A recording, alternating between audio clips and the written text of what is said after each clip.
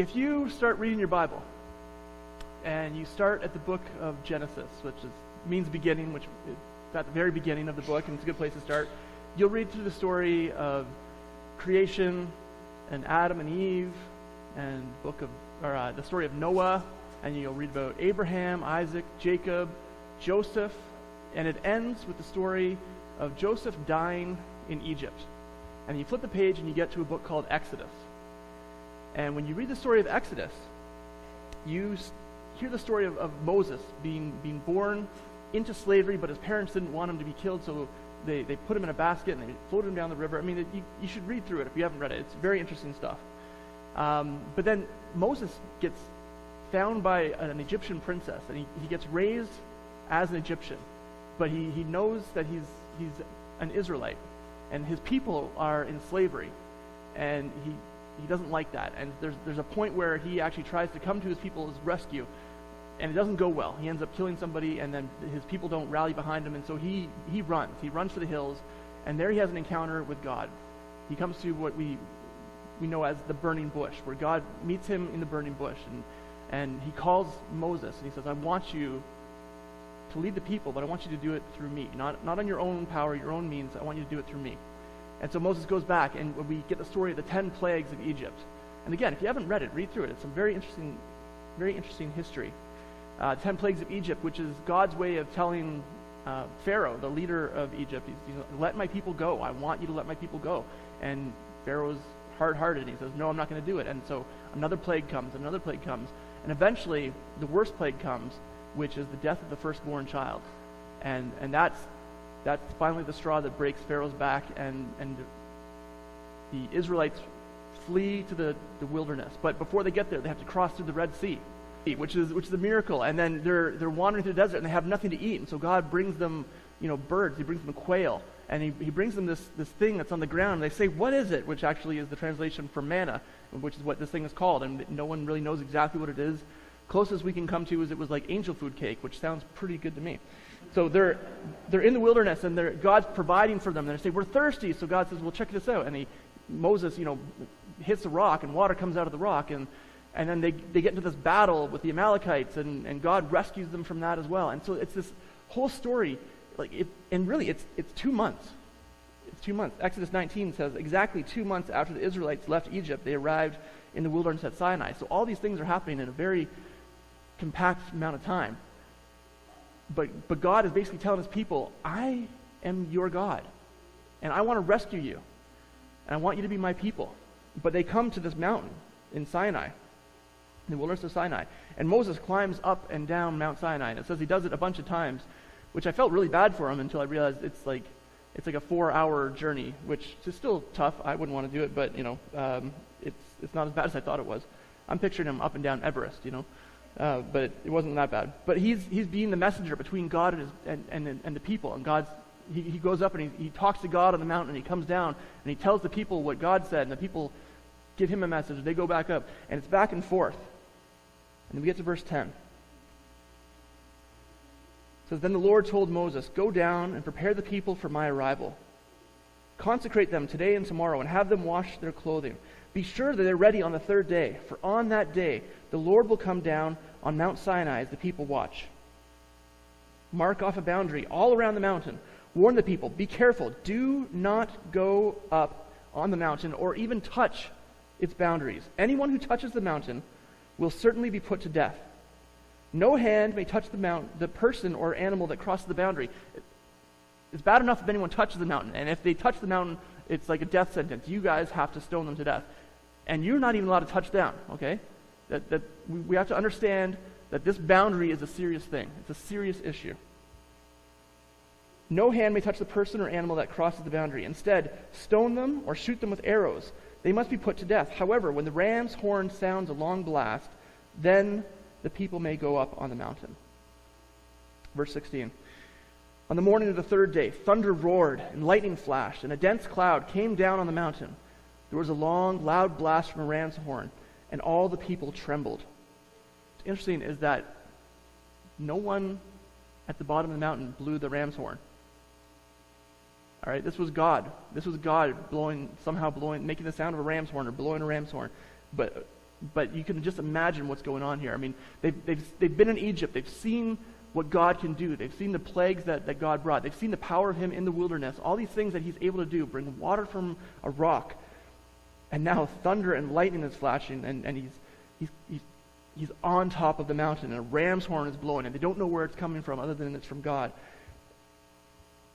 And Moses led them out of the camp to meet with God, and they stood at the foot of the mountain. All of Mount Sinai was covered with smoke because the Lord had descended on it in the form of fire. The smoke billowed into the sky like smoke from a brick kiln, and the whole mountain shook violently.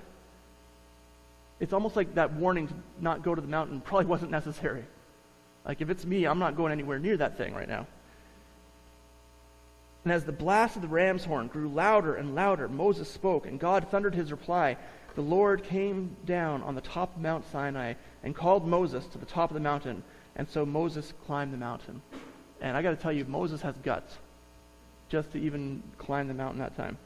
And so Moses is up on the mountain, and God gives him the 10 Commandments. And some of you are going to be familiar with that idea of the 10 Commandments. He gives them instructions on how to worship him. He talks to them about legal stuff, like really, really strange things, some of them by our account. But basically God is saying, this is how I want you to live your life. And I want you to be different from everyone else around you. And then finally he says, I'm giving you the promise of my presence. I will be with you. You know, no matter where you go, I'm going to be your God, and I will be with you. And I want to go to Exodus chapter 24. And there's more to the story, of course. I mean, again, read through it. It's interesting stuff. But then the Lord instructed Moses, come up here to me and bring along Aaron, Nadab, Abihu, and 70 of Israel's elders. All of you must worship from a distance. Only Moses is allowed to come near to the Lord. The others must not come near, and none of the other people are allowed to climb up the mountain with him. Again, boundaries, separation. God saying, I'm different than you. I'm holy, and if you come and you touch the mountain when you're not supposed to, the penalty is going to be death. All right? I'm allowing Moses to come close because I need to communicate with you, but don't come too close. There needs to be a separation. Only Moses is allowed to come near to the Lord. The others must not come near, and none of the other people are allowed to climb up the mountain with him. Verse 9, then Moses, Aaron, Nadab, and Abihu, and the 70 elders of Israel climbed up the mountain. There they saw the God of Israel. It says, under his feet there seemed to be a surface of brilliant blue lapis lazuli, which is like a precious stone. It's kind of like the picture I've got in the background here. As clear as the sky itself, which I guess is saying that it's a precious stone, but it's very, very high quality precious stone. And though these nobles of Israel gazed upon God, he did not destroy them. In fact, they ate a covenant meal, eating and drinking in his presence. Verse 15, then Moses climbed up the mountain, and the cloud covered it. So there's some other time passing in between here. Then Moses climbed up the mountain, further up the mountain, and the cloud covered it. And the glory of the Lord settled down on Mount Sinai, and the cloud covered it for 6 days. On the 7th day, the Lord called to Moses from inside the cloud. To the Israelites at the foot of the mountain, the glory of the Lord appeared at the summit like a consuming fire. So in this cloud, you've got this it's like a cloud and a fire all at once. Then Moses disappeared into the cloud as he climbed higher up the mountain. He remained on the mountain 40 days and 40 nights. And again, if you didn't think Moses was brave before this, after you hear some of these stories, you just think, man, he had guts. And so during this time where he's on the mountain, during the 40 days and 40 nights, God gives Moses very specific instructions on how to build the tabernacle and everything that goes inside the tabernacle. So the tabernacle was like a precursor for the temple. Some might say, actually, the temple was an imitation of the tabernacle. But this is what God told him to do. He said, I want you to build this thing. I want you to build all the things that go inside of it. And I'm gonna give certain gifts to certain people, and they're gonna be the artists who are able to form the things that I'm telling you to do. But you need to make it to these specific rules and regulations. And the tabernacle was basically a tent for worshiping God. It was a place where they were supposed to do all the things that God told them to do in order to worship him. And inside the tabernacle, the most important thing in there is the Ark of the Covenant. Most of you will be familiar with Raiders of the Lost Ark. This is the thing that Indiana Jones was looking for. all right? But it's what God told them to make, and we'll come back to that in a moment. Inside there's a special lampstand, an incense altar, a table, a sacrificial altar where they would make all their sacrifices, and some other things as well. But all that was supposed to go inside this area called the tabernacle. Now there was a fence going around the outside of that, and anything inside of that was called the outer courtyard. And then you go into the actual tent itself, and the first place is called the holy place. And there's some stuff that goes on in there, and not many people would be able to go inside the holy place. Certain priests, if it was their day to do it, were able to do that. But then beyond that, there was another curtain, and behind that was the Ark of the Covenant, and that was called the most holy place, the holiest of holies. And that was a special place that no one went into except for once a year, one priest would go in there. That's where the Ark of the Covenant was. I'm going to go to Exodus chapter 40, verses 34 to 50. It says, "Then the cloud covered the tabernacle." So the cloud has been up on the mountain, right? The people recognize that this cloud represents God. They're on Mount Sinai. God says, "I'm coming down." The cloud comes down. Moses goes up and talks to God in the cloud. So now we get to Exodus 40. "The cloud covered the tabernacle, and the glory of the Lord filled the tabernacle. Moses could no longer enter the tabernacle because the cloud had settled down over it, and the glory of the Lord filled the tabernacle." So the Israelites come to Sinai, and they come to this special mountain where God says, "I'm going to meet you. And when I come down on the mountain, you're not even allowed to touch the mountain. I'm putting up a boundary. Anyone touch that mountain, the result is going to be death. Because I am different than you. I'm holy, and I need to be separated from you." The Bible tells us that God is a holy, all-consuming fire. And because we are sinful people, if we come too close to him, his holiness will destroy us. Not because he doesn't love us, just because that's the way it is. So on the mountain, there's this boundary. People cannot go to it, okay? And then they build this tabernacle, and then the cloud comes down, and God's glory fills the tabernacle. And then there's this boundary. Moses, not even Moses now can go inside there. And then the tabernacle has boundaries on top of boundaries. You know, there's the most holy place with the curtain, and then there's the holy place, right? And then beyond that, there's the outer courtyard. And then it even goes further. Where are we here? Okay, setting up the camp. In the book of Numbers, if you go a little bit further in the Bible, you get to the book of Numbers, there were specific instructions on how they were to set up camp. So if they moved anywhere, it's like they would set up the tabernacle, and then they would set up their tents all around it. And God said, "This is how I want you to set up your tents.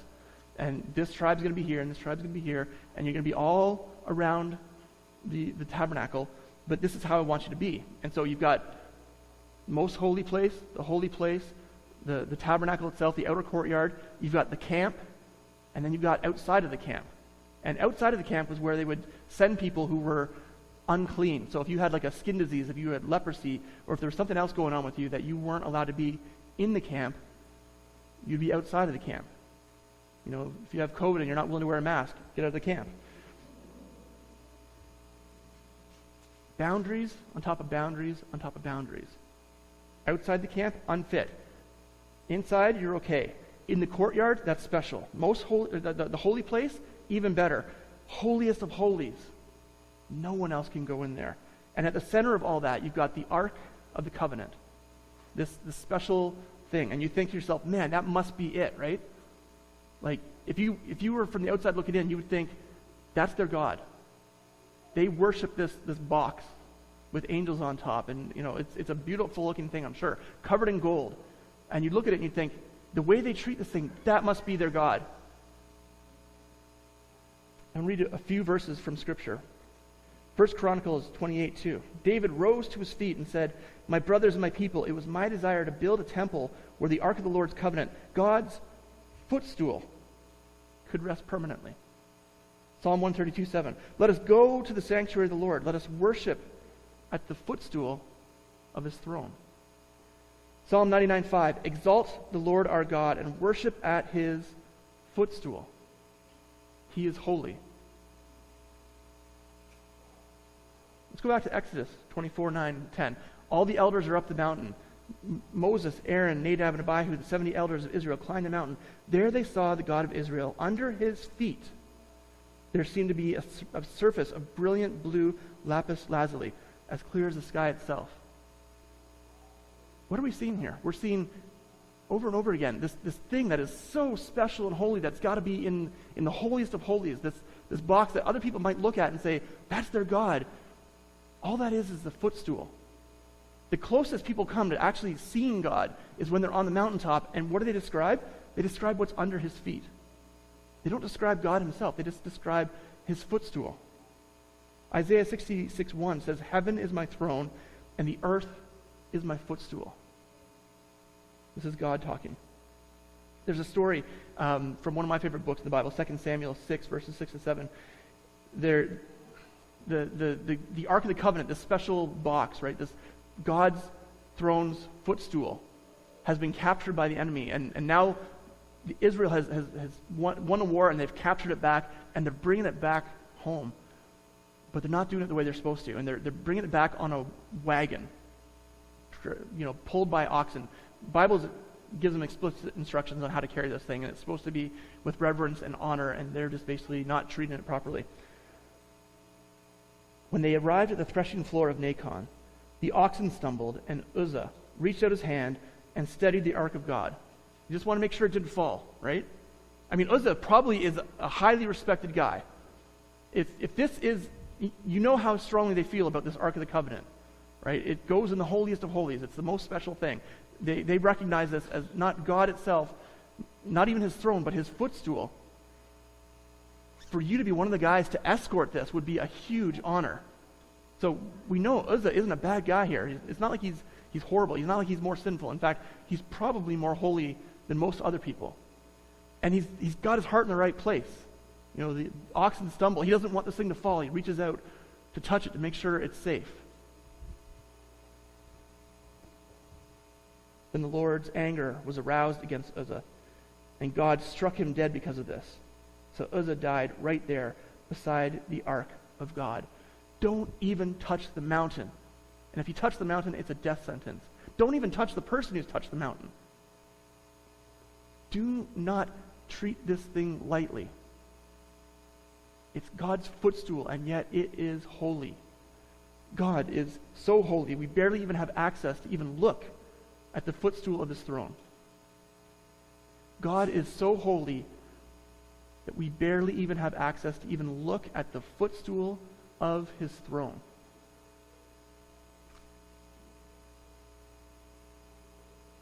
I'm going to read one more verse.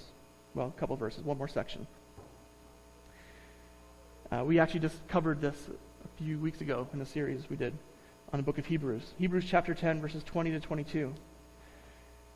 Talking about Jesus. By his death, Jesus opened a new and life-giving way through the curtain into the most holy place, the holiest of holies. And since we have a great high priest who rules over God's house, let us go right into the presence of God with sincere hearts, fully trusting him. For our guilty consciences have been sprinkled with Christ's blood to make us clean, and our bodies have been washed with pure water. Don't even touch the mountain becomes walk right into the presence of God because you are covered by Jesus. That's what Jesus has done for us. He's gone from, we're not even really even supposed to look at the footstool of the throne of God, to we are allowed to come into his presence, to walk into his presence and be with him. And how do we walk into his presence? Well, we're going to do that this morning. For us, we walk into his presence by worshiping him. We recognize that he's not bound to a special box in Israel, or who knows where it is now. He's not bound to anything small, or God is omniscient, God is everywhere, and God is with us. The Bible tells us that if one or two of you meet together, then I will be with you. And so, God is here with us. We are in his presence because of Jesus. So let's take some time this morning to worship this holy God who's loved us enough to bring us into his presence. I'm going to ask the worship team to come back up and lead us.